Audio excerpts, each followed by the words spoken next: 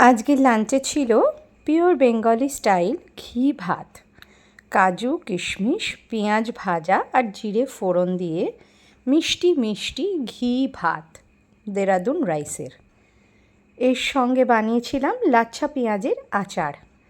লাচ্ছা পেঁয়াজের আচারের জন্য পেঁয়াজটাকে প্রথমে জলে ধুয়ে নিয়েছিলাম কেটে, তারপর তার মধ্যে দিয়েছিলাম নুন, লেবুর রস আর লঙ্কা গুঁড়ো, চাট মশলা, আর তাতে ফোড়ন দিয়েছিলাম সর্ষে আর মৌরির।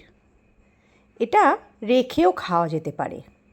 সাথে ছিল মুরগির ঝোল, আলু দিয়ে লাল লাল কষা কষা, আর ছিল রায়তা আনারদানা দিয়ে।